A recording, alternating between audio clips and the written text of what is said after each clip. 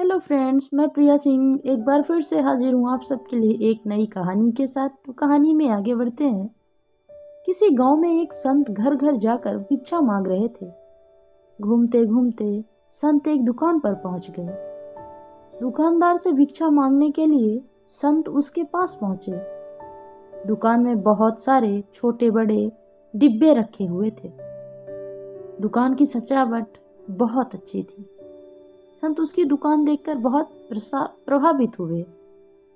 संत ने दुकानदार से पूछा, भाई तुमने इतने सारे डिब्बों में क्या क्या भर रखा है?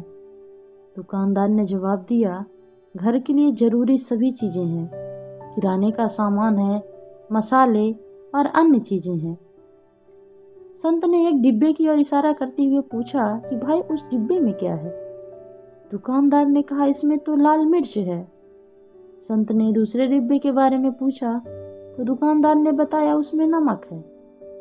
इस तरह संत ने दुकानदार से कई डिब्बों के बारे में पूछ लिया। दुकानदार संत के सम्मान में उनकी सभी सवालों का जवाब दे रहा था।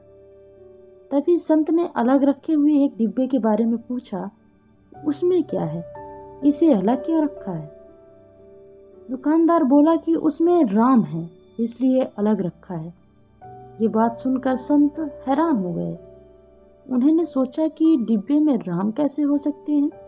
संत ने यह बात दुकानदार से पूछी।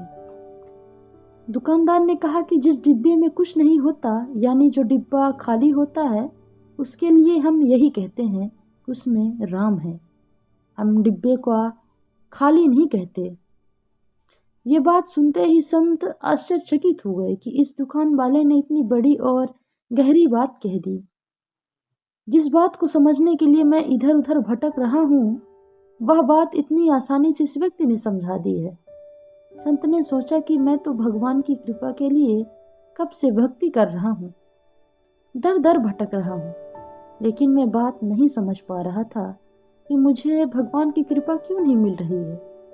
जब तक मेरे मन में बुराई है, मेरा मन फालतू बातों से भरा हुआ है, तब तक मुझे भगवान की कृपा नहीं मिल सकती। भक्ति का आनंद लेने के लिए सबसे पहले मुझे मेरे मन को खाली करना होगा, तभी उसमें भगवान आ सकते हैं।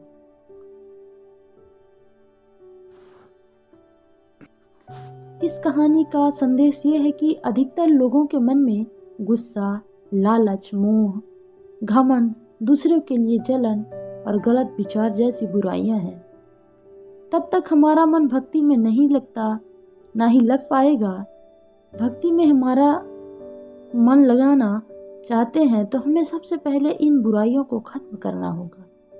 जब मन शांत और पवित्र हो जाएगा तो भक्ति में आनंद भी मिलेगा और भगवान की कृपा भी मिलेगी। बोलो सीताराम, जय जय राम, जय जय राम।